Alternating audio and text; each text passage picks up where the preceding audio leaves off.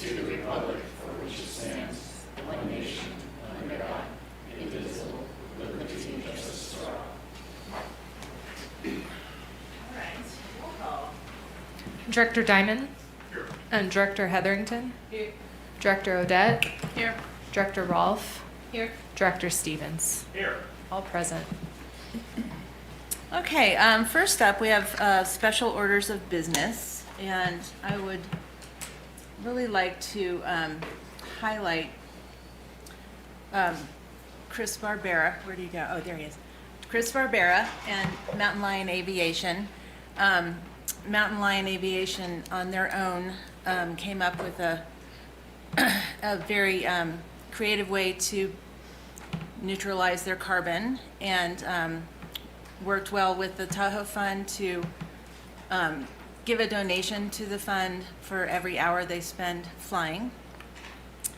And the press release is in the board book if you guys want to read it. The highlights are the Tahoe Fund, I think everybody is aware, gives money to lots of different organizations and has a lot of projects around the basin and around Truckee.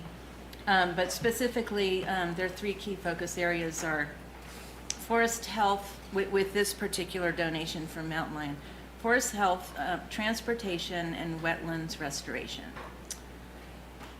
So I'd just like to give a big kudos to Chris and Mountain Lion for creatively coming up with creative solutions.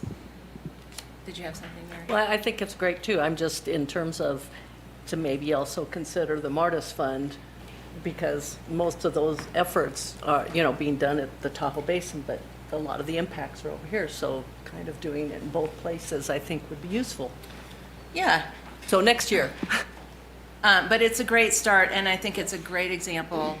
And we're really pleased to have Mountain Lion on our airfield and doing business with you, and we're proud to know you, Chris. Thank you. Did you have anything you'd like to add? Sorry.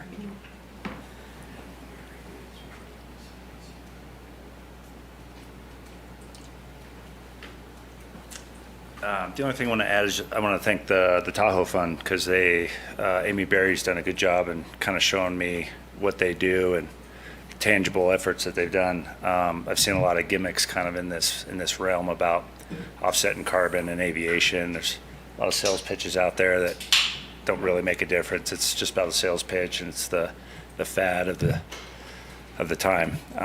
So happy to partner with Tahoe Fund, which is doing tangible efforts, and so we're just proud to be part of it. Great. Yeah, thank you guys. All right. Modification of the agenda. Does anybody have any modifications? I do have a modification. I was advised this weekend by District Legal Counsel that we should consult the FPPC as to the depth to which I, as a hangar tenant, should participate in discussions involving our hangars. In light of this, I would like to pull discussion items 6 and 7 from the agenda until the FPPC has been able to weigh in on any potential conflicts.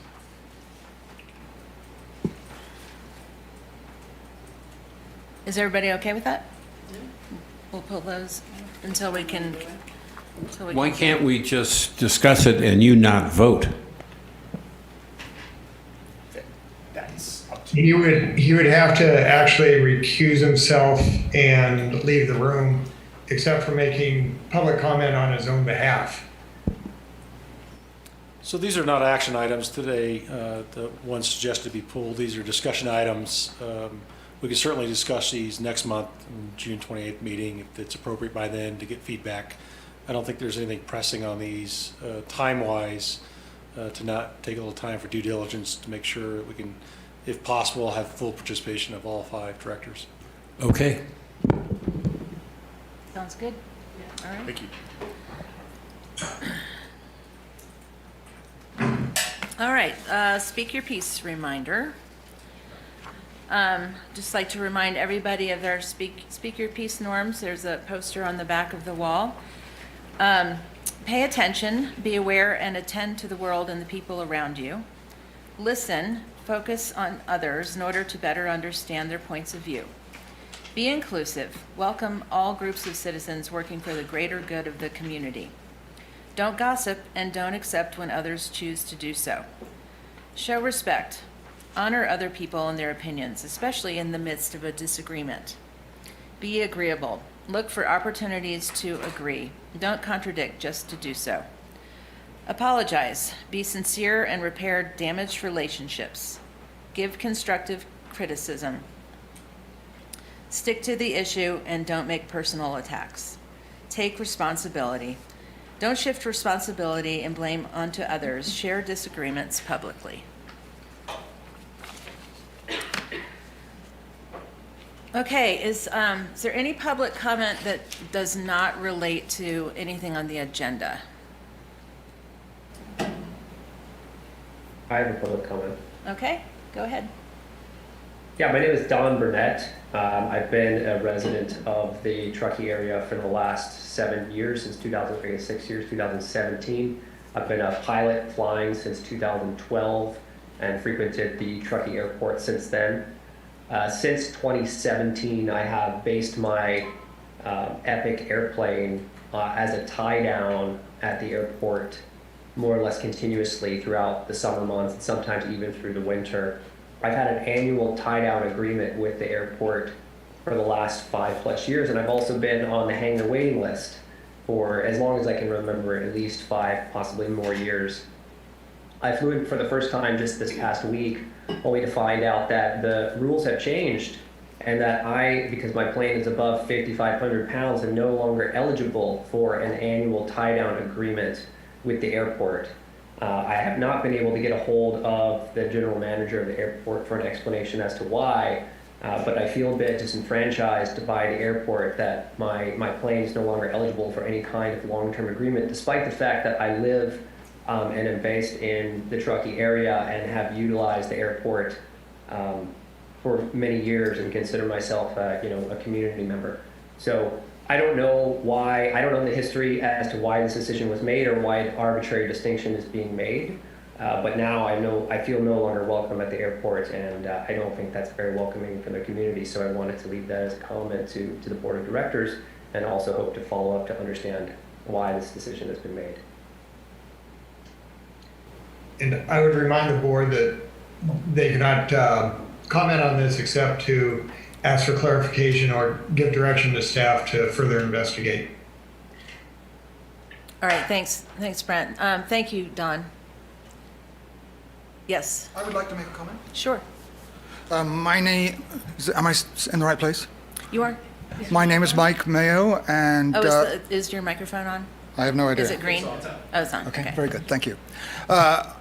There was comment. My name is Mike Mayo. I live near Glenshire, near the elementary school, and observing the discussion about whether Director Diamond should be talking about hangars, seeing as he's a hangar rental, I would think that you should be considering that his information, knowledge, and of facts about who rents hangars and why should be a valuable consideration in the board, and you might certainly have him not vote on things that affect him, but you'd certainly be soliciting his knowledge. Thank you. Okay, thanks, Mike. Anybody else? Anybody on Zoom? Okay. All right, consent agenda. Would someone like to make a motion for consent? I move that we accept the consent agenda. I'll second. Any public comment on consent? Okay. Roll call? Director Diamond, Yes. and Director Hetherington, Yes. Director Odette, Yes. Director Rolfe, Yes. Director Stevens. Yes. Motion carries. Okay, Jen, you're up. Presentation from our general manager of the town. Is it general? Sorry. Oh, yeah, David would like to speak I first. just wanted to make a disclaimer on this, that I am contracted with the town of Truckee for the next 4 months, working on marketing outreach campaigns that might include the topic that Jen Calloway is presenting on. Good evening. Thanks for having me here. Jen Calloway, Town Manager. Excited to present to you tonight on our 2040 General Plan and more specifically go into details on our river revitalization strategy, which is kind of one of the big topics. That's what's next now that we've adopted the General Plan and it's incorporated into the General Plan. So a little bit of an overview of the General Plan. This was a 5-year process. It started in 2018. The Town Council unanimously approved this on May 9th. It certainly wasn't an easy path, but we did get there. It is really a blueprint and a guide for our future for the town of Truckee. Speaks to land use, zoning, housing, mobility. There's a number of different action items and policies in there, over 350 actions in the general plan for the next 20 years that will lead the town, 15 to 20. We have 7 updated elements: land use, climate action. It's the first climate action plan for the town. Safety and noise, conservation and open space, economic development, mobility element, and community character. And the 2040 plan, really at the very high level, addresses a lot of emerging issues and new topics that weren't contemplated back in 2006 when the 2025 plan was adopted. We have just new issues that we're dealing with as a community, and so a lot of that is incorporated into the new 2040 plan. So just to highlight a few of those, we have the Climate Action Plan, again, the first Climate Action Plan for the town. And this speaks to reducing the town's impact on our local and global environment. And then the mobility element. This was previously referred to as the circulation element and really focused on vehicles and moving vehicles throughout town.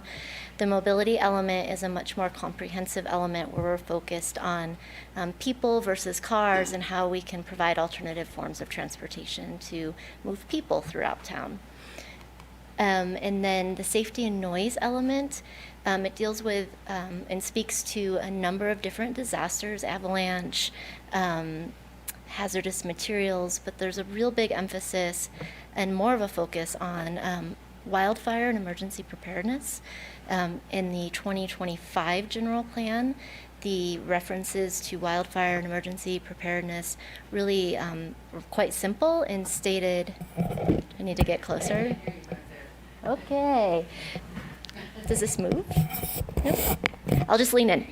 That's okay. I'll lean in. Really speaks to what we're dealing with the mega fires over the last few years that we're seeing throughout the country, right? So the last 2025 general plan simply stated work with partner agencies, a little bit broader than that, but that's really what it stated.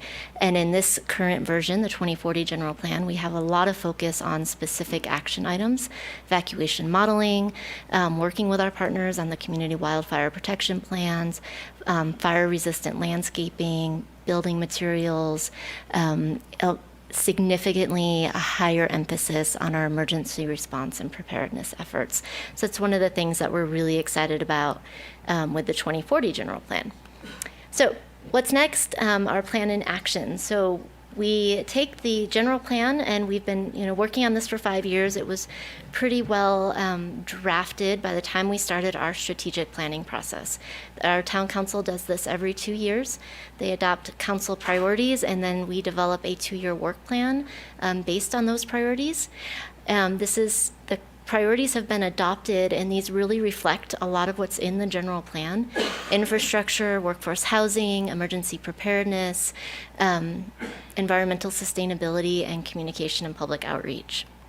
So staff went and developed the work plan with 70 action items that are listed in the general plan or in the 2-year work plan to either be completed or initiated within the next 2 years. So that's a pretty substantial lift and a lot of effort that staff will be putting into these new general plan action items. Couple specific things: we need to go through our development code. That'll take about a year to align the development code with the new standards in the 2040 general plan. We'll do that periodically throughout the next year. One of the other major action items is to work with the hospital on their master plan and help them complete that process and have some community engagement around that. and then convening the River Revitalization Steering Committee and the river revitalization efforts that are addressed in the 2040 plan. And that's really what I'm going to focus on today. We just got approval last night from the town council to begin that process and move that forward. And we thought it was important to kind of focus on where we've been and where we are today and what we're looking to accomplish through this.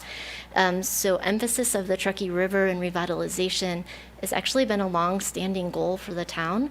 It was included in the first general plan. It was included in the 2025 general plan that was adopted in 2006. There was a downtown river revitalization strategy adopted in 2005, and now again in the 2040 general plan. So where are we going and why now if it's been in these documents all this time? We're really focused on revitalization and redevelopment, and we have a lot of momentum building in the corridor down there that I'm going to speak to in a little bit. We've hired staff to help complete this initiative. Chris is here today. Her position is new, and it was intended to really build our relationships with the business community, but also to build capacity to work on this effort, because this is going to be a big undertaking that's going to take many years to complete. Oops. We are investing about $40 million in infrastructure and revitalization efforts down along Commercial Row, Bridge Street, and West River Street, primarily in the intersection there. We have a lot of community support behind those revitalization efforts. And again, that just speaks to the momentum that's building and the efforts that are undergoing to really help reform that area. So a few of those projects, the West River Streetscape project, it's about $8.5 million. That's what's happening down there right now. If you've got caught in the one-way traffic or have had to detour around West River Street, this is why. We're creating additional parking, streetscape improvements, including sidewalks, crosswalks, help with pedestrian mobility, and just traffic flow along that area. And that is from the corner of Jack's. This specific project goes up to about where the new park is going to be. We have Reimagine Bridge Street. That's going to start this year and primarily take place in the 24-25 fiscal year, so about a year out, about $7.5 million. And you'll see through these graphics, first traffic signals that we've installed in Truckee rather than roundabouts. I'm sure many of you have experienced the awkward three-way intersection down on Donner Pass Road and Bridge Street there. So we'll have a traffic signal there and then one down at Bridge Street and West River Street as well. Again, to help with traffic flow and also pedestrian traffic. There'll be improved sidewalks. We're working with the Railroad District on a quiet zone designation and easier crossing of the railroad tracks. And then West River Street Park. So again, primarily starting in 24-25. This will include some streetscape work as well. There's an entrance to the park. This is where the old courtyard for Nevada County was, if you're familiar with that, on West River Street. A really interesting design. It's a terraced bowl park that you can, there's seating areas, interpretive signage. You can go all the way down and have access into the river. Seating areas, and then on both sides, the west and the east are proposed to be two new commercial developments with some, serving, like cafe type serving industry there or business there. And then from this view, you can see a little bit more of the terracing. You can also see on the left-hand side the bridge that will cross over the river and connect the park to the Legacy Trail on the other side of the river, and thanks to the Land Trust for raising a significant amount of money to help primarily fund that bridge. And then the trail. So also happening right now, the Legacy Trail, Phase 4A is the part on the, south side of the river. It connects up from the Brockway Trail segment that we completed a couple of years ago, and will go all the way down to about the county line. That's $15 million. It's a heavy price tag that includes the bridge costs, the trailheads, the parking lot, and then $6 million in the 24-25 year for the 4B section. And you'll notice on that graphic, that's primarily in Placer County. But we feel that it's important to get that section of the Legacy Trail completed so that it is all a full, complete loop. And so we'll be working with Placer County. I think we're going to be the lead agency on that, and they hopefully will help co-fund that for us. But that's a significant capital investment that the town is making along the river corridor. So I want to go back to the 2040 plan for a minute, and the vision statement in the adopted plan speaks specifically to the river, connects and revitalize an accessible Truckee River. So all those capital projects are designed to meet that objective. And then the land use policies in the 2040 general plan really speak to having this be a live, work, and recreate district along the West River Street. So there's about 13 different policies in the land use element and economic development element that speak to West River Street or the river revitalization corridor in general, which includes portions of East River Street. And then we've also followed that up by including this work in our 2-year work plan. And this is what council approved last night, the initiation of this work plan item. This is still in draft form. Council will adopt it at the end of June. The original focus was West River Street, but last night we were given the direction to focus on West River Street and East River Street, the industrial properties on East River, which there's only a handful of those, so it should just kind of complete the whole river corridor experience. We've also included a draft capital budget for the council to consider at their next meeting, June 13th. And this really speaks to the work that Carissa is going to be leading for the Truckee River Corridor enhancement process. We recognize that we likely will need to acquire receiver sites for the relocation efforts. So we've programmed in some funding for that. We plan to hire a consultant, a planning consultant that will come in and work with us on really developing a vision for West River Street and now East River Street, as well as the receiver sites, so that we can have a really comprehensive look at not only the river corridor, but where we plan or hope to relocate the industrial to. And then we have some funding in there as well, probably not enough, but an estimate at this point for incentive programs, because we expect any relocation efforts and conversations to happen with property owners and business owners. We'll need to have incentive programs developed to help them consider relocation efforts.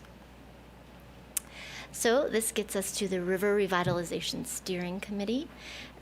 We have a pretty extensive list of people we've invited or hope to invite to join the committee. But first, to step back, why do we think we need a committee? We really want to have a really open community process. So it's a Brown Act committee where members of the public can come and participate, give us feedback. We'll be posting all of our agendas in the minutes for the community to review. And we have a pretty broad representation of members on the committee representing a variety of interests. The roles of the committee are identify receiver sites, help us work through that effort. It's probably multiple different receiver sites, develop a vision for both West and East River as well as the receiver sites, and then explore and help develop incentive programs that I spoke to before. We're starting out on kind of a 2-track process with our committee. The first track is to have a subcommittee formed to help us develop the RFP and select a consultant. We want that to be a collaborative effort with the committee members so that we're all in agreement in who the proper consultant is to lead this effort for us.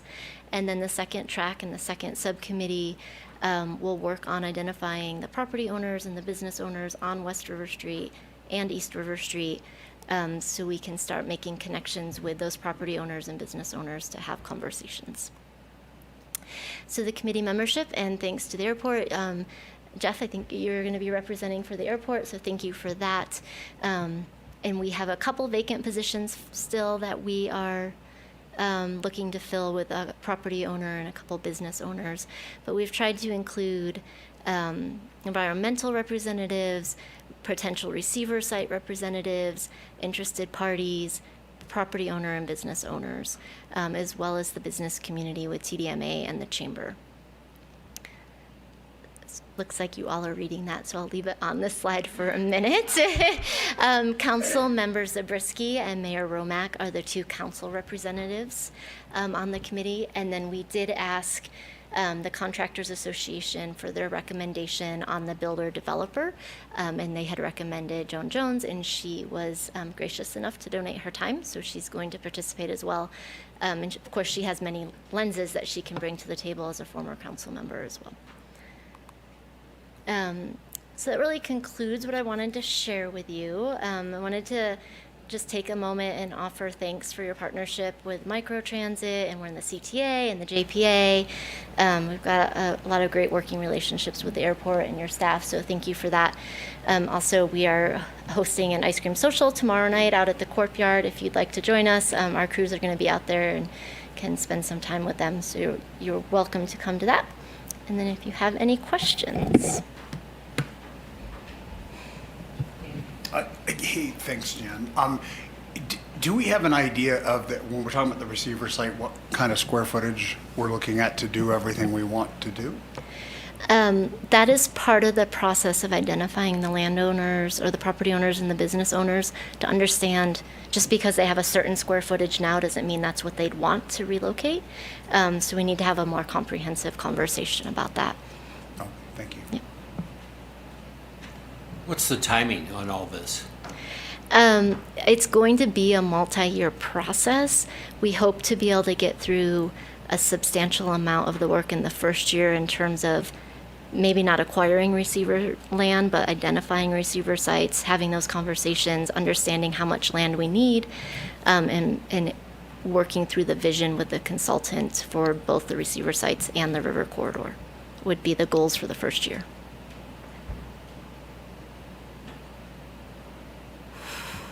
A suggestion for you in that section in Placer County, down near 89. The Placer County CAP Committee, Yes. of which I'm a member of, has given millions of dollars for trails to go on the entire resort triangle. All of that bikeway through Martis Meadow up to North Star. We put, this last year, we approved $2 million for finishing the last thing. You might think about applying for that last section because that's something that is heavily supported by that. And I'll miss your ice cream social because I'll be at a CAP committee meeting with somebody by the name of Lindsay Romack tomorrow at the North Tahoe thing. I'll make a note. Thank you. I could send ice cream with her if you'd like. Well, I just think this is really exciting as an opportunity. I've been here 32 years, and I was on the Eastern Nevada County Steering Committee, and it was talked about then. And, you know, my fear is if we don't get something done this time, it'll never happen. And what can happen along the river, you know, if we can get industrial there, if we can get receiver sites, it is beneficial for the whole region because building at the lake is difficult.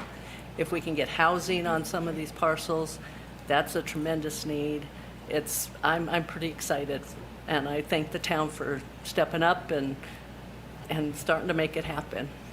Yeah, absolutely. In at least initially, the land use designation would include commercial and housing, that mixed use opportunity, because it is a great housing site.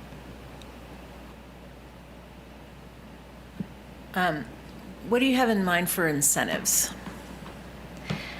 We don't, I mean, that is part of the committee work, so I think we're looking for some of the property owners and business owners to help inform what that looks like. We don't want to pretend to know what it's going to take to encourage them to relocate. That's why we kind of put some placeholder dollars in there, but we'll develop the program with the committee and feedback from the property owners and business owners. If you have any ideas, though, we're happy to hear those. Whatever you come up with, they'll want more. Fair point. No doubt. Thank you for your presentation. Is there any public comment on this presentation? This is great, Jen. I appreciate it. Do we have anybody on Zoom or anybody in the back there?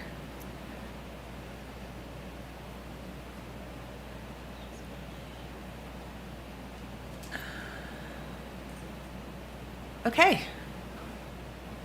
Well, that was very thorough, and thank you so much. Okay, next up we have Mr. David Love talking about the air show. Thank you all. Do I control this, or Lauren, are you in charge? I guess I'm in charge. Thank you much. Well, we're almost there. We're at the point now of meeting weekly or 3 times a week. I just have to really give a thank you to a lot of folks in here and others. The interaction with the airport staff, we wouldn't have this if it wasn't for what they did. And now as we get closer, it's a lot more that we require. One of our big focus we've talked about all along and leading into this and last year was safety. I have to thank Stacy in particular because she's helped coordinate with us.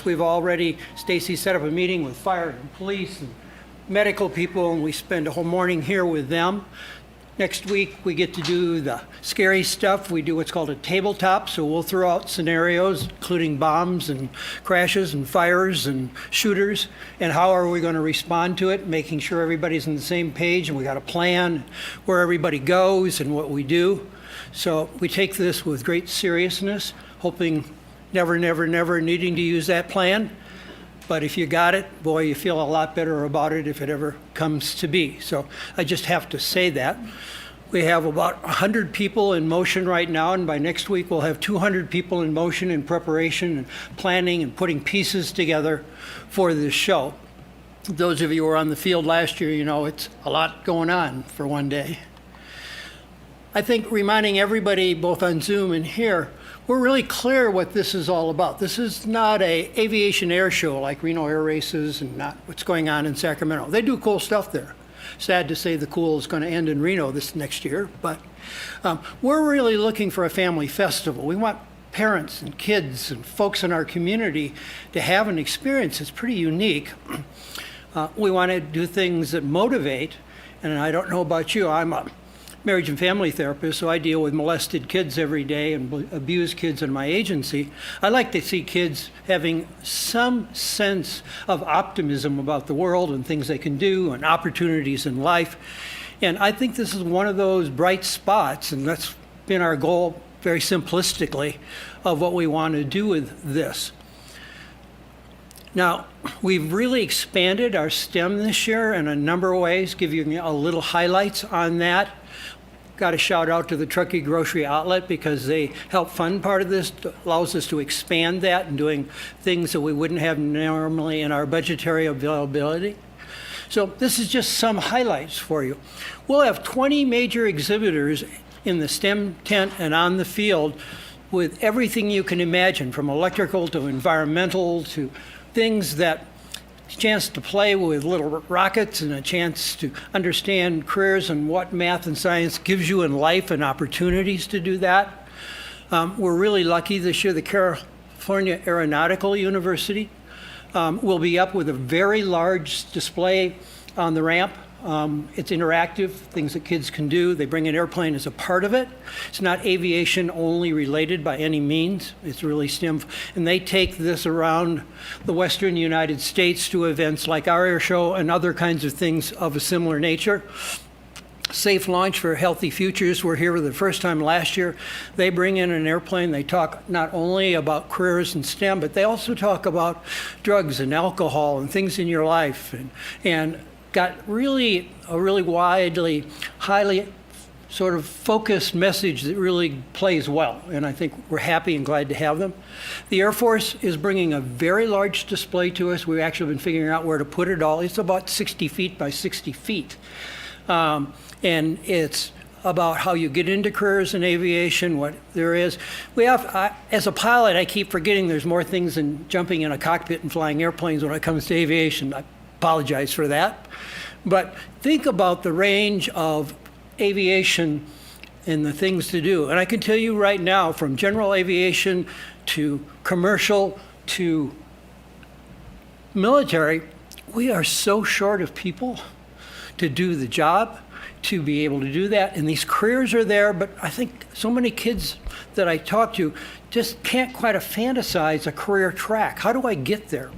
You know, I'd like to maybe do this, but how do I ever pull that off? And I think for us, that's one of our really responsibilities, is to further hone that career path and motivate a little bit. I'm sorry, 12-year-olds need a little motivation now and then. So you got to get them sort of charged up and their faces out of their electronic devices. But I think we can do that. I'm going to do an educational forum. One of my duties over the years is facilitating an educational forum. One of our performers who I'll talk about, Vicki Bensing, is going to be there. We're going to have a 101-year-old Air Force Major General who is going to be speaking for us. We're going to talk about how you get into this field. And I think that one of the things we focused on the last couple years is women in aviation. When I started out, it wasn't there. We didn't have a single pilot in the U.S. military who was female when I started to fly, because they weren't allowed.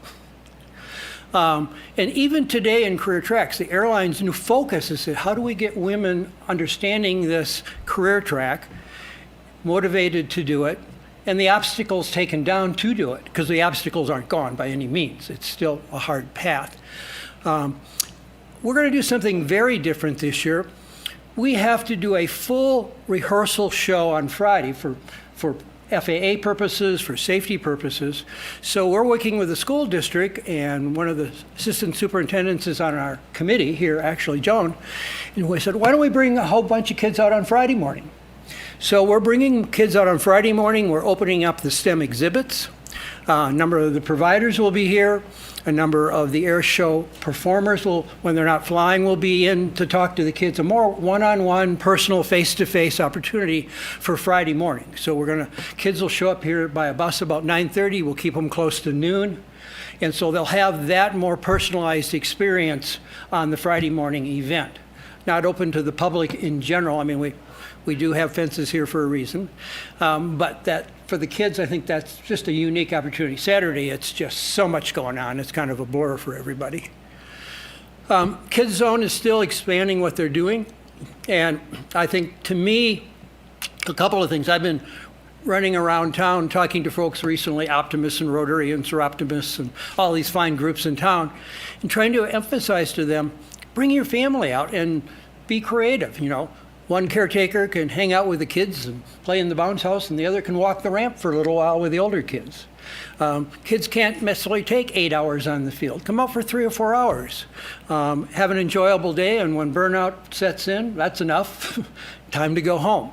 We have quite an interesting turnover. Some of you may know that.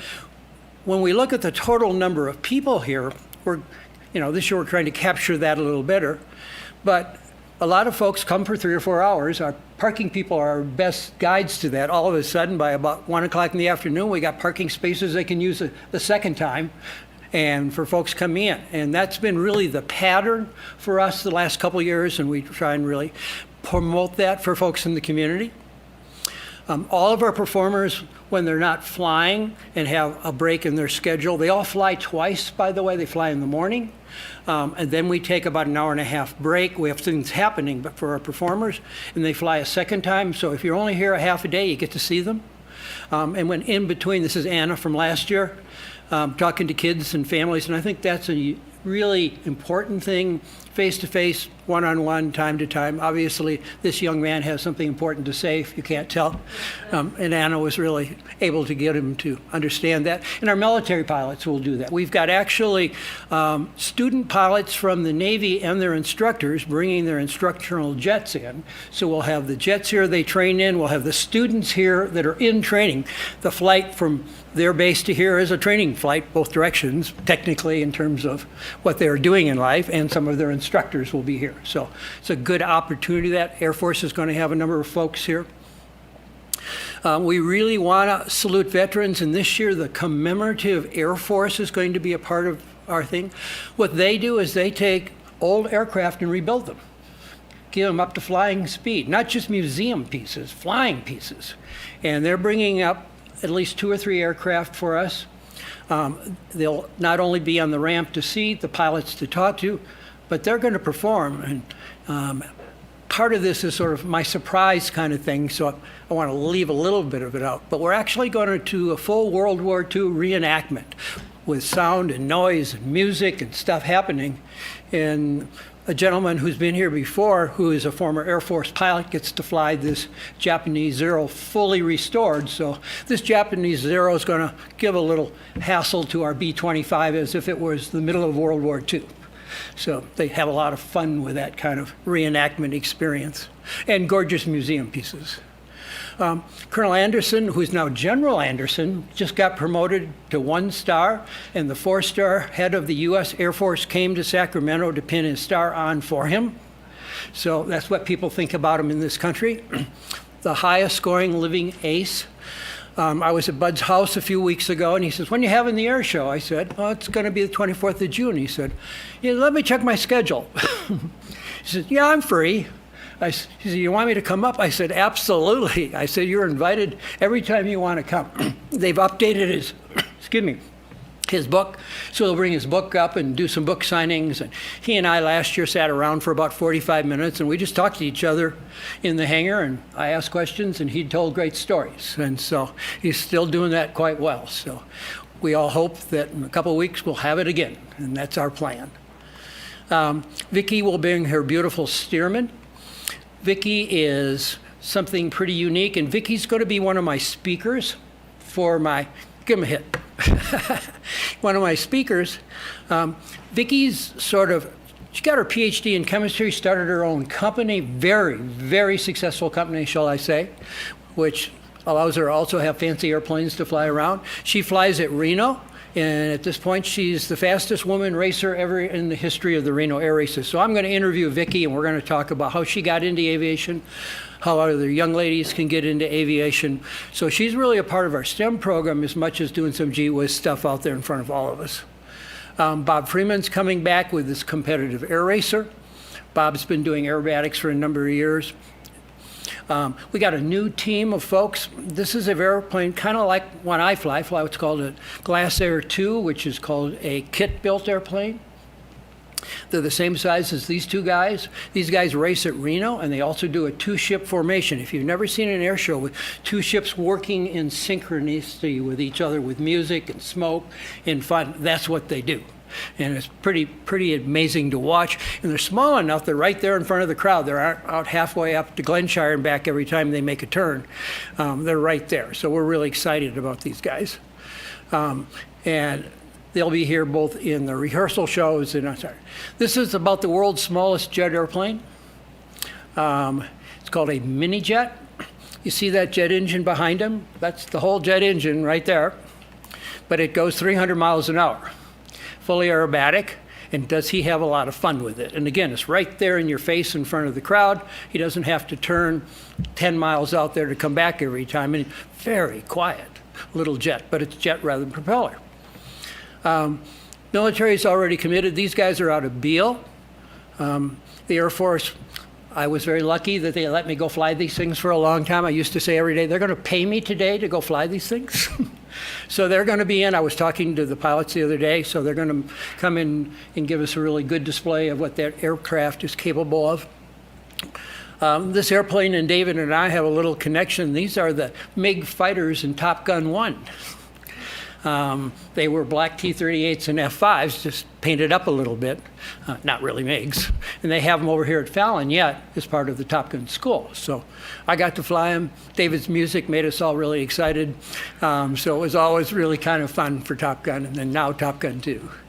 We're going to fly the kids again on Sunday, sign them up on Saturday. Last year we signed up so many kids we had to do it 2 weekends in a row. Just too many kids to cover in one weekend. In my airplane, which is a little smaller than that, I've flown 300 flights so far of flying kids. And I can tell you, flying kids is one of the most exciting things you can ever do as a pilot, because you've never seen so many grins in your entire life. And I have former folks who flew with me are in the Navy, the Air Force, and fly airlines. So we're having our hospitality tent, our VIP tent. Thank Truckee Mountain Hardware. We'll start selling tickets online this week, so people can take a look there at our website if they're interested in kind of a special event. We're right at the edge of running out of vendor booth space. They called me this morning. We may have to start a waiting list soon, but we're working to see if we can cram a couple more people in. So that's really what I need. The rest of anything to do with the show, Jeff and Rob and those guys will take care of. Any questions at all for me?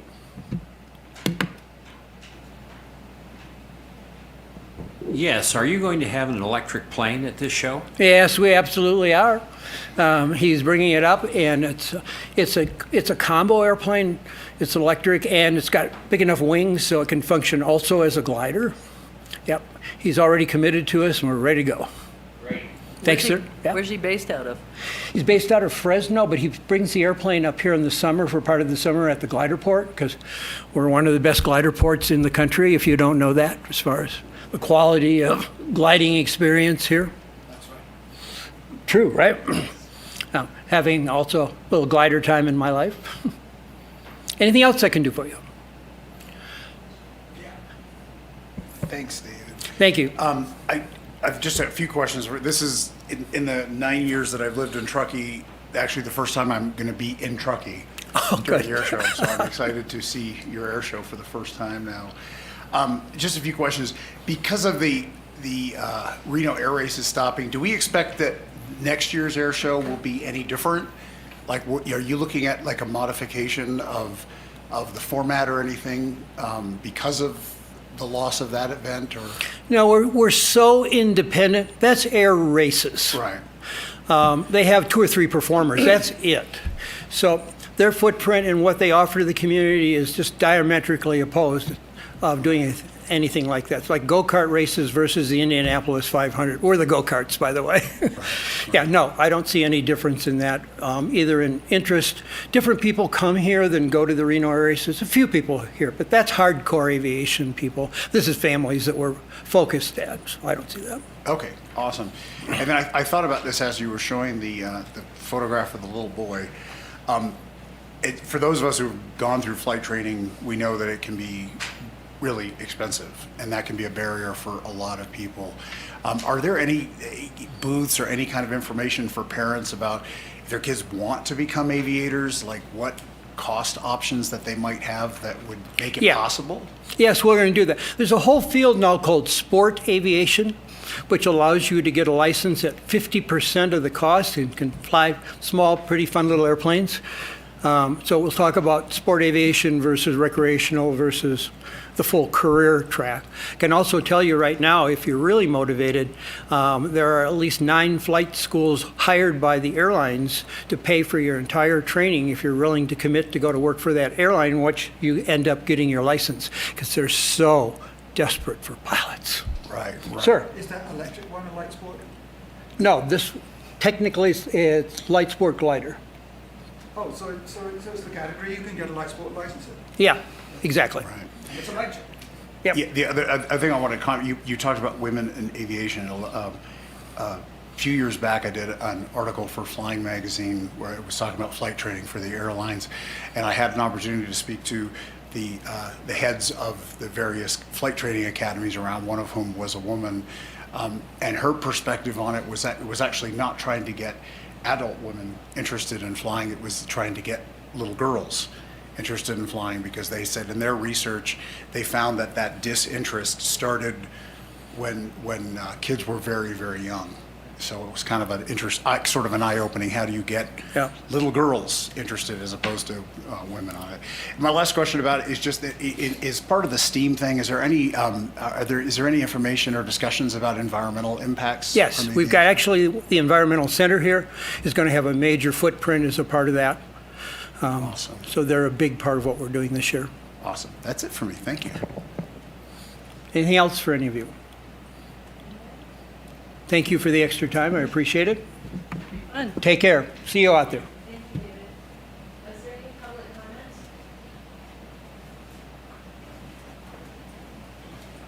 comments? This is Mike Mayo again, and I would like to comment that my neighbors in Glenshire are so enamored with the air show. They have little kids, and it's probably a girl like David was saying, that needs to be introduced to aviation already, and they just love the air show. And they also, in Glenshire, love the jets flying down onto 20 today. That was a treat for them.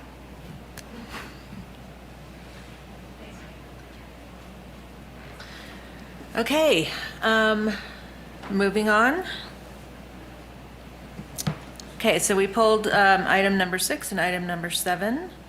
So board committee assignments and ad hoc committee reports. Are there any updates with the workforce housing that you'd like to highlight, Lauren? Well, we have one really big highlight, and Yeah. that's Miss Emily Vitus is relocating out of the community and gave her notice. Her final day in a permanent capacity is June 30th. And she did indicate that she would like to work on be a contract during a transition period after we acquire our new executive director. So we received that kind of big news for us right after some big news as far as what path we feel might be best for the JPA regarding if we continue pursuing the 501c3 designation or not.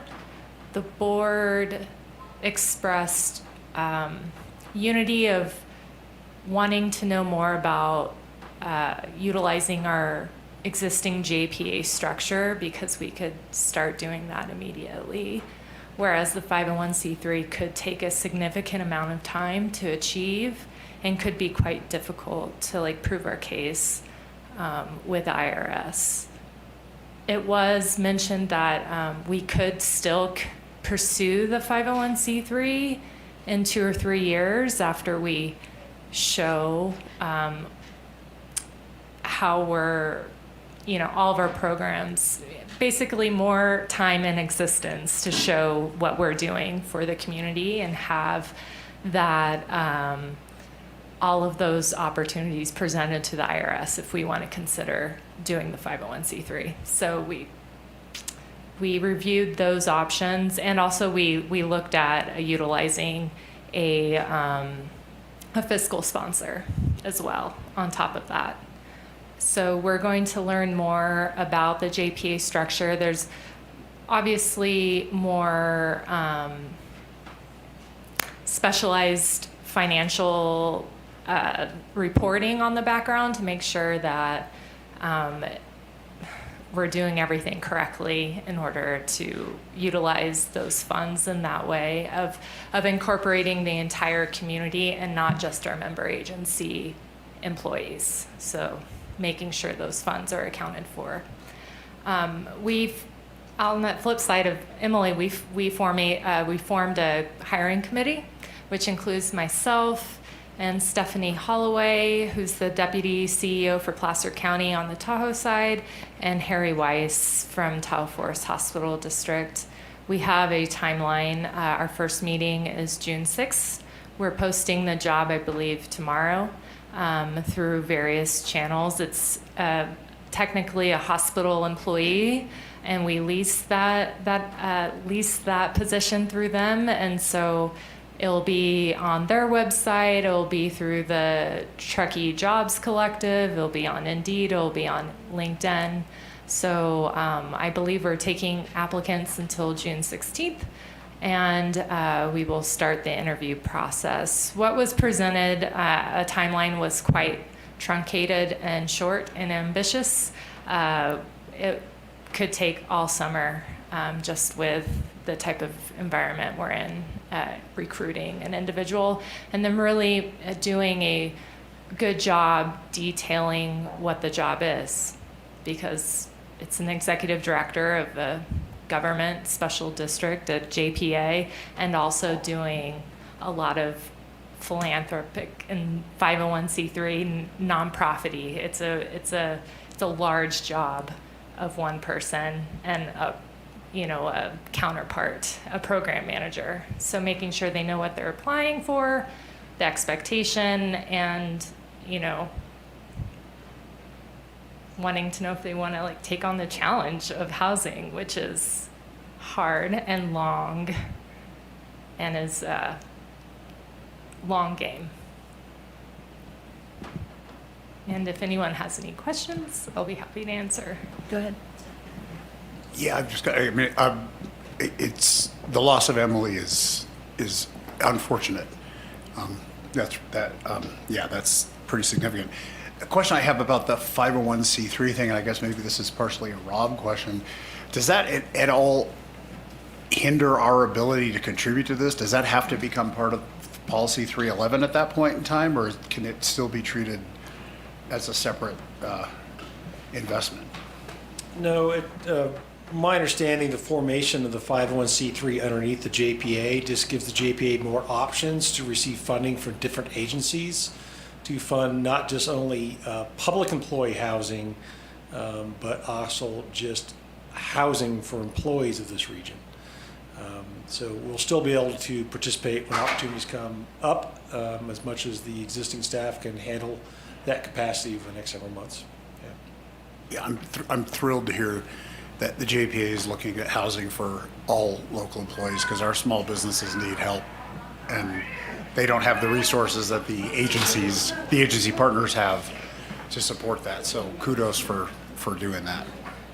Yeah, we still wanted to, that's still our goal, and a huge shift in our strategic plan that we are not abandoning. It's very much who we are now, and dictates this executive director's major work plan for the next 2 to 3 years. Yeah, just for folks to know, there's around 2,400 public employees in the North Tahoe, Truckee area working for a public agency. There's around 17,000 employees in the workforce here working in a variety of capacities. So that is the bigger need, I would say, outside of public employees.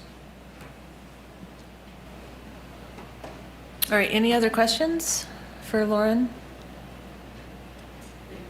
Thanks, Lauren. Okay, Climate Transformation Alliance report. We don't have any update other than we're between quarterly meetings right now, and I think there's some internal meetings with subgroups going on, taking place, but nothing reportable at this point. Yeah, we should have more by the next meeting, I would June. think, yeah. Okay, act attendance by Board of Directors. Teresa? The next one is June, what is it, June Yeah, look 11th? up real quick, just a second. 14th. Oh, is it 14th? Okay, 14th. the 14th, okay. 1800, 6 p.m. Takers? I will always take it if no one else will take it. He'll be at LAFCO, I expect. I might, but I don't have my schedule here, so. Okay, you and I can just talk, okay. That's great. I'll send a reminder ahead of time. Good. Plus, You plus one. And were you going to then ask for public comment on all of those 3 items together? Yes, Okay. kind of under one heading. Thanks, Brent. Thanks, Yeah. Brett. Is there any public comment on the board committee assignments and ad hoc committee reports? I don't think so. Okay. Number 9, general manager's report. Are there any highlights, Rob, or does anybody have any questions for Rob? I don't have any significant highlights. I will note that yesterday, a lot of work that's been going on has been towards our strategic plan of the board of directors, and we did hold a workshop yesterday, our third workshop on the strategic plan. That's coming together really nicely. Those documents are available online if you have not taken a chance to look at those.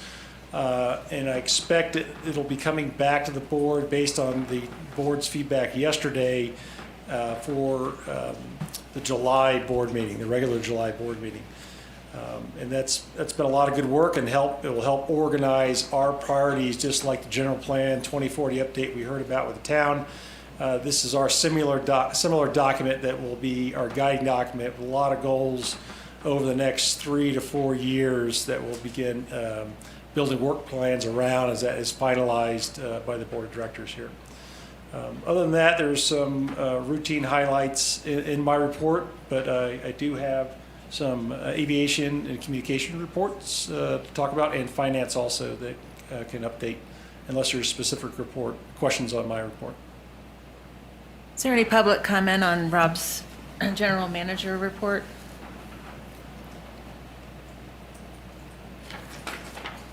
I don't see the Zoom. Go over to Okay, aviation and community services report. Good evening, board. A couple highlights. Myself and Director Hetherington attended the UC Davis Aircraft Noise Emission Symposium. Tab 11 in your board report has a synopsis of that. It was a great event. Lots going on. You heard David Love talk about the air show. We've been working with the Bandwango website. Any day we should be able to see kind of that first look. Already we have 330 people pre-registered, which is farther along than we thought we would. So that'll help once the site goes live. Spent a lot of time working with safety, TTSA, and our air traffic control tower, getting the soaring ready to go. They'll begin soaring operations next weekend. They were setting up this past weekend, and we're going to have a sit down with them and Larry and Stacy on Friday as well, just to talk, make sure that we're all on the same page. And we also had a great discussion with Director Diamond on our new microsite as well. So lots going on. In terms of noise, if you look in the upper right, I'm going to try laser. Yeah, right up there you can see, as everyone knows, it was a long, cold, snowy winter. So flying operations were down. In April, we had good weather, it picked up. So we had a significant number of touch and goes. That's very typical of what you would want and expect pilots that have not been flying recently to do. So that was, there was a spike there. Had a number of noise complaints related to that. David Van Quest addressed it very well. The in the evening curfew events were all within the fly quiet window, -2. There were waivers approved. One was a student doing a night flight, needed to physically fly at night. And the other was someone departing, going from one mountain area, or from here to another mountainous area with winds. And so departed outside their, was within the fly quiet one window, but outside of their window. If you go to the second page, lots going on. Mark Lamb has been super busy, particularly getting everything together for the air show, the Bandwango, and the microsite up and running. So what I'm going to do now is hand it over to David Van Quest. He's going to talk about the winter utilization, runway utilization, and he also has an infographic on air traffic control. I think we mentioned maybe a couple of meetings ago in talking with Larry, chief of the control tower, that at some point during the summer it would be great to get some of the board members up in the air traffic control tower. I think some of you have done it before, but in my limited time here, since the gap of, I want to make sure everyone really understands what ATC can do, what they can't do, and how it all fits together and how it synchronizes, which was also the brainchild of this infographic that David got started. So DVQ, over to you, sir. Sure. Thanks, John. So this time around, we made a update to the way the runway utilization report looks.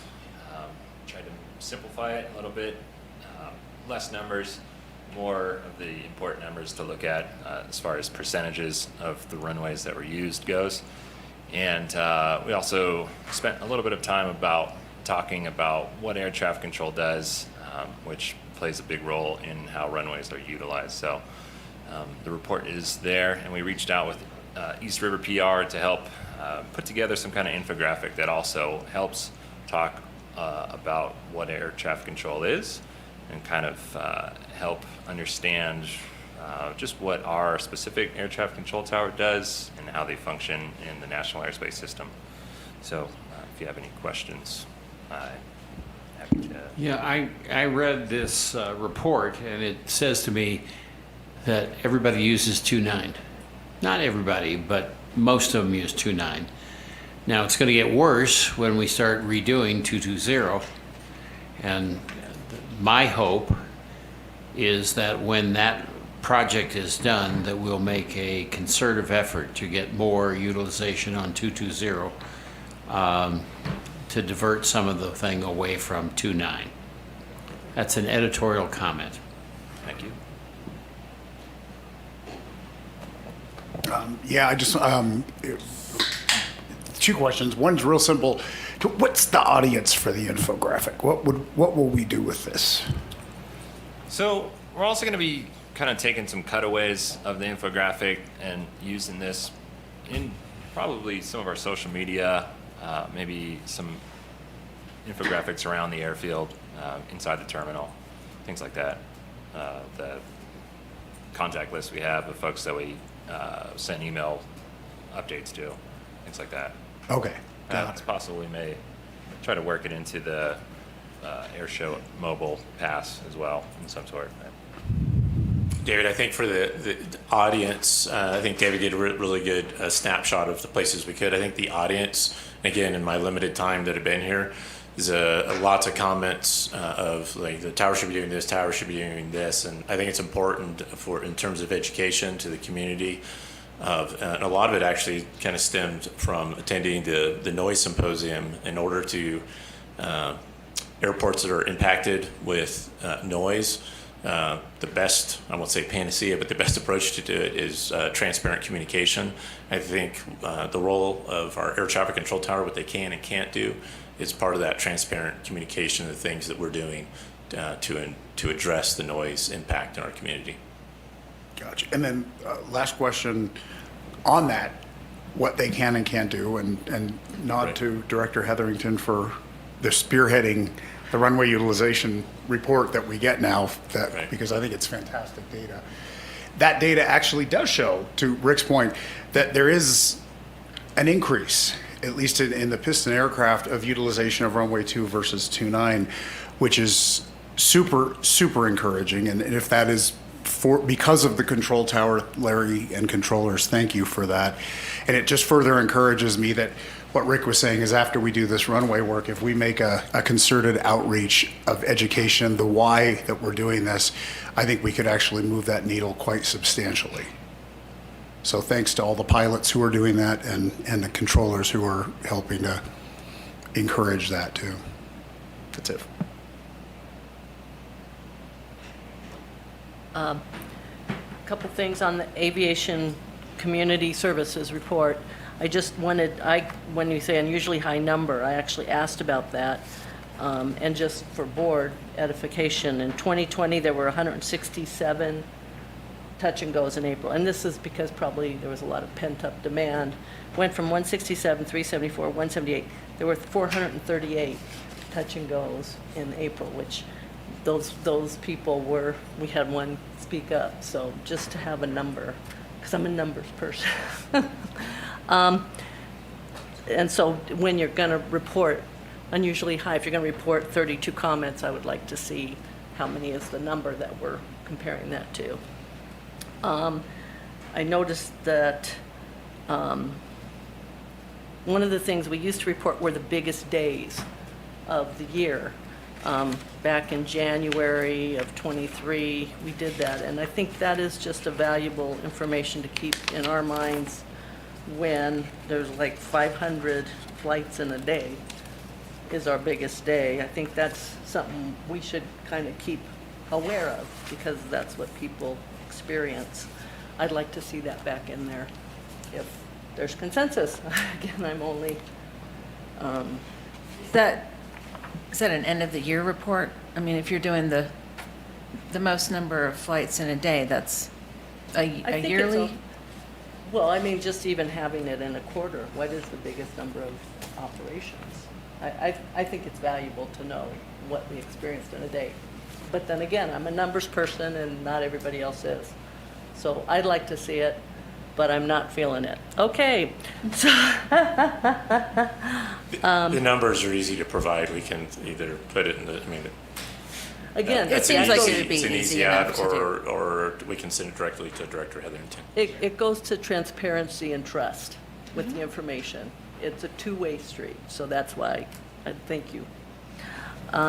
In terms of the trends in the runway utilization report, I do think it's very valuable. I am, again, being a numbers person, and I've run my own spreadsheets on this over time, but I thought this would be a place where I think it could be valuable. We did 16, 17 was our base year, and we averaged it. And then we didn't do 18 because it was a transition year. Then we did 19, 20, 20, 21, and what I'm wondering is there value in checking that for trending? Because, you know, we could say, well, there was smoke this year, or we had the big winter. But if there's a story to be told, that there's overall movement of moving more pistons onto two, that again goes to trust and transparency and a story we can tell. If we're finding more jets are using 2.9, that's also part of the story. It's being honest. And where it all comes back to how much is flow and how much is what we can suggest and ask for operations. And to get some distinction on that would be beneficial in that trust and transparency. And again, as a stroke and a thank you to Mountain Lion, when winds are okay, they do take off with their aircraft off of 1-1 and head east and fly over very few places. So I want to thank them for that, because that's huge, and if we can get pistons who are willing to go off of 1-1 when there's no wind and then turn north out over 2-0, they're not flying over people. The more we can encourage that, it's beneficial for everybody. So I think there's a story we can maybe develop for over time, what's happening. Okay. Vincent. I just would like to say regarding the large number of touch and goes this month, as a board director, we get complaints in our email, and I think I can speak for all of us. Some of us feel somewhat helpless because we're not involved in the day-to-day operations. So I just would like to express my thanks to David and Jeff and Larry Finney for getting right on specific complaint and coming up with a solution and then getting response from the complainant. I thought I was really impressed with that, and I just want to give you guys a big pat on the back. Nice job. And then reaching out to those pilots. Exactly. And saying, what else can you do? Yeah, teamwork. Yes. Awesome. Okay, anybody else? Is there any public comment on the Aviation and Community Services report? Oh, Chris Barbera. Chris Barbera with Mountain Lion Aviation. Thanks for the 1-1 comments. I do think a lot of the locals do try the 1-1 departure, but so everyone knows, 1-1 is the riskiest departure for us. It is the more dangerous one to do. Part of why we do it, we're locals, we're more familiar with the area. I think it's going to be, the harder part is for the people not familiar with the area doing that. And there's a risk there. So just want to make sure that that's on your guys' radar when we're asking them to do these things. Why Thanks. is it the most dangerous? Risky? The terrain. Terrain at the end. It's called the mountains. Correct. Yep. And then there's not the exits. It's more narrow. Whereas off 2.9 or runway 2, there's less terrain and therefore less risk.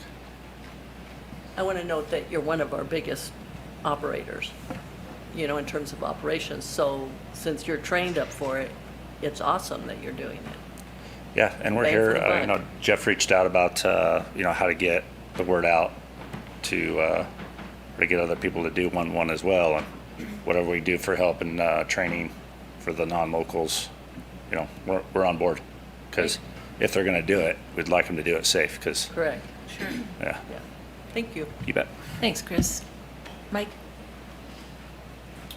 Yeah, Mike Mayo again, and I would like to elaborate a little bit on that safety. I've done quite a few departures off these various runways, and for me, runway 2 was the scariest, because any failure leaves you landing in the rocks, the huge boulders by the sewage works, and that's, to me, that looks like certain death. That's why I would always avoid runway 2. I'm a 220 kind of person. Most of my departures are on 20, and that's beautiful because you can take off and you can circle left over the airport, and you're not over the top of anybody. That's a beautiful way to go. That's my piece. Thank you. Thanks. It's great to hear from pilots about this stuff. Does anybody on the Zoom call have any public comment? Okay, anybody else? Great, thank you, guys. Finance and Administration Report. Kelly, do you have any highlights? Good evening. Just a couple of quick highlights here. We are slowly but surely making our way back. April was still a little slow, still a lot more snow. We are 865,000 under year to date for revenues, the majority of that coming from the FBO. But the great news is we've been able to be very fiscally responsible, save a lot on the expense side. So we're really only about 61,000 off a budget, which is great. Any questions on our monthly financials? Anybody have questions? No. No? Okay, I great. just have a couple other fun things for you. Super fun. We have our annual COLA coming up. So as you may remember, every year we come with what the last few months have been on the index for CPI. And as you can see here, it's at 5 for April. So we'll look again next month and see what it shows for May, and then bring it back to you next month. Any questions on the CPI? And then last but not, So in the May, that would become then the COLA, or do you average the previous year? it'll be whatever May's is. Got it. But just to kind of give you an indication of where it's been Great. For each Thank month you. this year. Yep. And then the most exciting part for everyone, the budget timeline for 2024. It's in the rolling agenda, but just wanted to throw it out there. August 23rd, the day of the board meeting, we'll have our first workshop beforehand. Shooting for prelim on the 27th of September board meeting, and then final October 25th. So a similar timeline as we had last year, but just to put it out to you that it's somehow already almost time for that again. Anybody have any questions? I do. Given that we have new leadership, is our process going to differ at all this year for the budget? Last year, we were able to work with the board and modified the process last year, actually, to make it a little more efficient than perhaps you experienced in the past. So this process this year follows the same methodology and falls on the heels, hopefully, of the approval of the strategic plan that'll now allow us to start aligning our budget to those goals for next year. Yeah, so I think we're good. Thank you. Great. Any other All right. questions? I'm going to miss the August 23rd meeting, so I will also be missing that first budget meeting unless we're willing to have a doodle and find an alternative date to do that.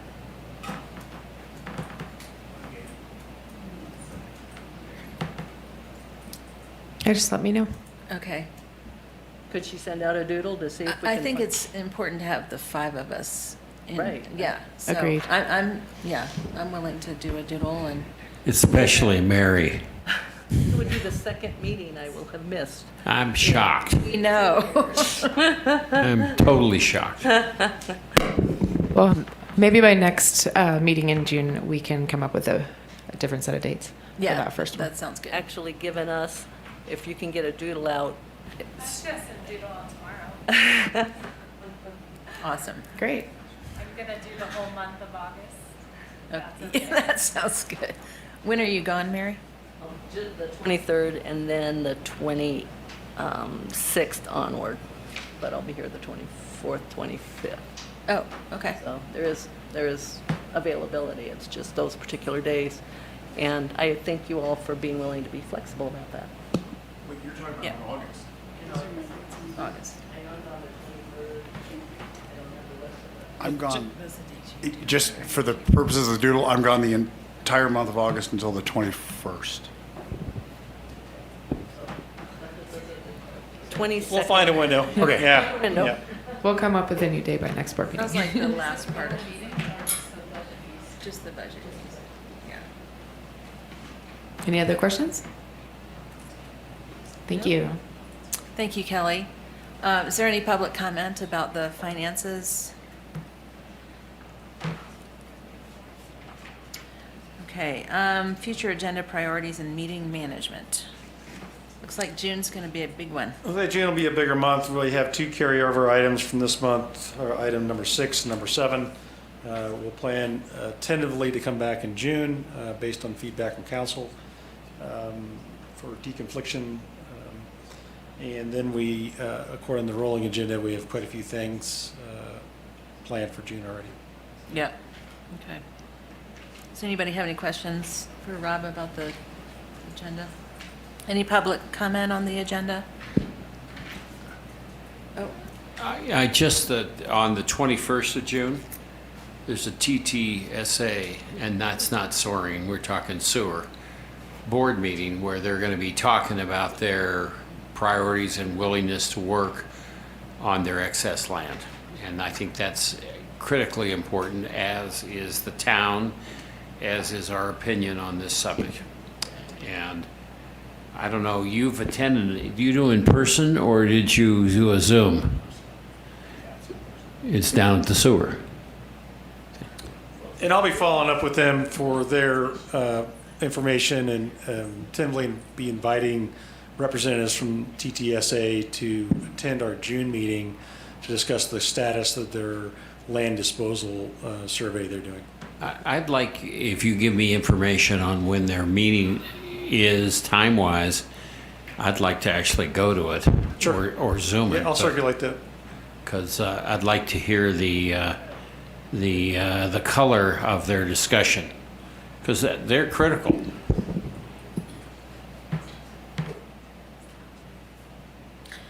okay, meeting review and direction to staff. We didn't really have any action items here, so, Just the carryover items. okay, Thank you. yeah. Are there any board member announcements?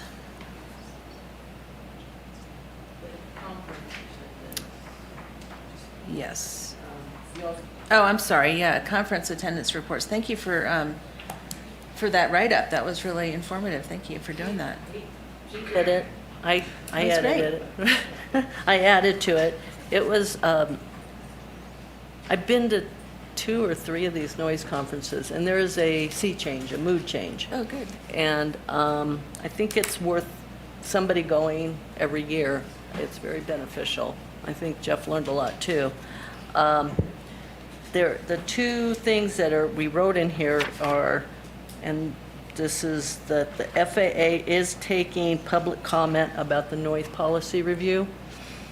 And I am wondering if we as a board have any desire to make a comment as Truckee Tahoe Airport, to have them review it. Is there a public comment? They're taking comments through July 31st. And there were a lot of GA airports there, a lot of flight schools, a lot of resort communities who are impacted, and as compared to an individual making a comment, if airports make a comment. I think there's some value in that, and I would like to know if there is support for that idea for staff to possibly review that in detail and possibly bring back to us a letter that we could, as a board, support that. And if I could just add to what Mary said, that, and I'm new to the noise scene other than making lots of noise for the past 3 decades, but there was a lot of conversation with the FAA there as well. And my impression was that there is a big change in the FAA. In the past, it's been 65 DNL's the number, and where's your 65 CNL line? That's it. There's lots of discussion of look at different ways of looking at different airports with seasonality, which has always been, kind of like as Mary says, we get 300 inches of snow, average that out, and you don't need snow removal. The FAA was talking a lot about that as well as different communities. So new to the scene, but it sounded like there was a lot of reception of the FAA wanting to take a more holistic look, a more modern look, and looking at some of the things that they've done in Europe as well. I would, well, two points. I love the idea of the board collectively making a comment about that. I'm not sure how the logistics work of deciding what the board's position is and how that comment would be, other than would it just be staff would make a recommendation and we would say we like it or we don't like it, or that you're thinking that the board would actually discuss this? Yes. Yes. Yeah. So we would discuss it and then have staff draft it. Does that give us enough time, though? It's about a 20-page document of, so, and then the website is here if you want to look What's the through it. deadline for the? July 31st. Yeah. So we would have to agendize it. Yeah. Yeah. So to discuss it, but if staff takes a first shot at it, just like Jeff took, he took 3 days of documents and condensed it to this, could we as staff to review it, what are our options of how we want to respond? And then it gives us an opportunity to discuss it. Okay. I would support that. We can certainly add this to the agenda for June. Right. Options 1, 2, 3, Yeah, we'll be take this prepared to language. discuss it. Right. I think Yeah. that's, I'd like to look into it a little bit more. Yeah. Yeah. I think what Jeff's talking about, that 65 dB level, it's been 55 in Europe for a very long time. So the fact that the FAA is considering this now, it's not terribly innovative on their part to consider this, given that elsewhere in the world that this standard has been completely different. And I did talk to Rob a little bit about whether we factor that into our proactive outreach to the aviator community to let them know that this could change things in the future for us in terms of what we have to do. And number above is another one of the metrics that they're looking at. And it's just, I work in the power generation field, so it's like you have to start understanding the data set before you can understand where you can go with it. Mm-hmm. So I think there's value in that. So thank you. The other aspect of this is the other recommendation. I think Jeff captured it all.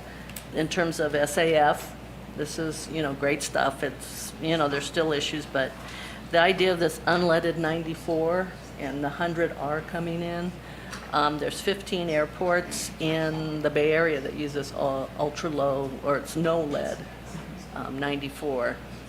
If your maintenance cycle changes dramatically if you use this. You don't have to, I forget exactly, but it was pretty significant, the change in terms of your maintenance, like doubling what you have to do on your engine hours and your spark plugs, they don't foul, all this kind of stuff.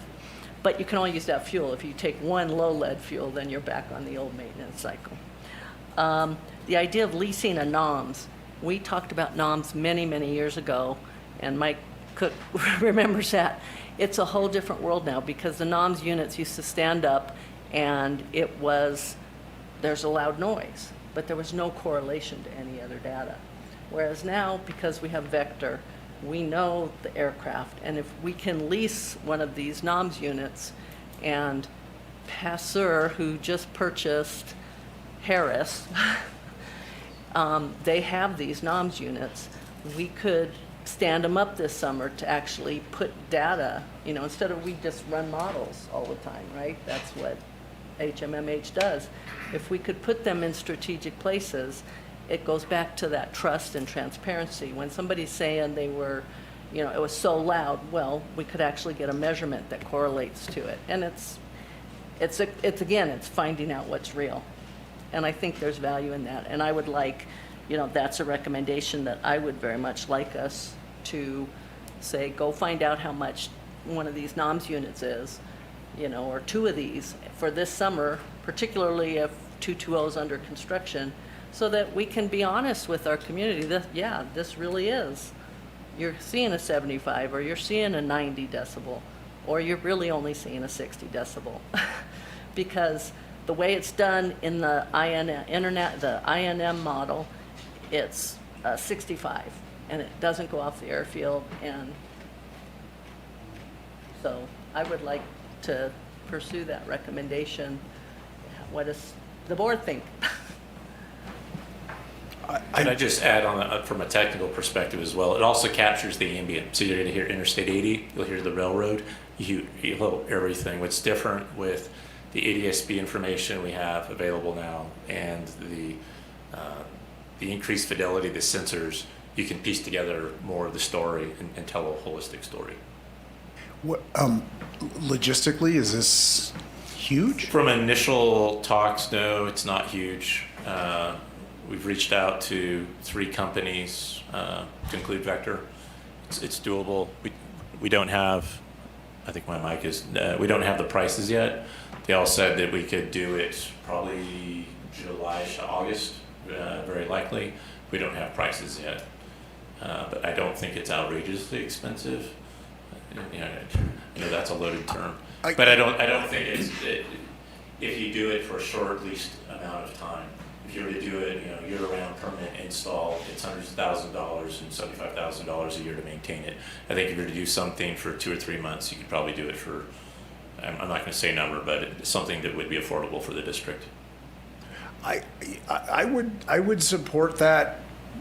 Two conditions on that. One would be, based on staff's research, if it doesn't seem like it's going to be a complete nightmare, and equally important, if we can determine ahead of time with certainty what answers we could come up with, whatever, like if for example, if we're looking at that 65 to 55, if the FAA does that, what percentage of our traffic is in excess of 55 decibels now, and what would need to be done about it? If it could give us some actionable information that we could then use to feed other stuff, I think it would be worth it. If it's just a kind of nice to know, and we can't really figure out what to do with the data other than just know that airplanes make noise, then I would not support it as much. Before the board gets much further in this discussion, I'd remind them that the agenda item is the conference attendance reports. And although you can have some discussion on it, it looks like you may be easing into taking action. So you can give your comments to the staff and they can prepare a report and agendize it so you can actually take action on it. Yeah, at this point, based on Jeff's investigation, this is something even from a staff perspective that we're interested in looking into, and we will likely have at the June meeting more information on this with potential options. Yeah, that sounds good. Great. Yeah. Did you have anything? Did you? Okay. Public comment. Mike, did you have something to add to this discussion? Yes, I did have a comment a little way back when you were discussing noise and having an opinion, and my perception was that you're struggling to, or having anxiety to have a unified board opinion. My comment is that everything is on a spectrum, and I'm not talking about autism, I'm talking about everything else. And what's much more interesting about the board is not what opinion it can get to that it all agrees on, it's the spectrum that is the most interesting. And if you're going to tell the FAA what the board's opinion is, the full spectrum is what's going to be of most interest. Thank you. Thanks, Mike. Anybody else? Don't see anybody. Okay. All right, board member announcements. We didn't have any scheduled for upcoming meetings. Adjournment of meeting. I move that we adjourn the meeting. Second. Roll call. Director Diamond, Yes. Director Hetherington, Yes. Director Odette, Yes. Director Rolfe, Yes. Director Stevens. Yes. Meeting adjourned at 6:05.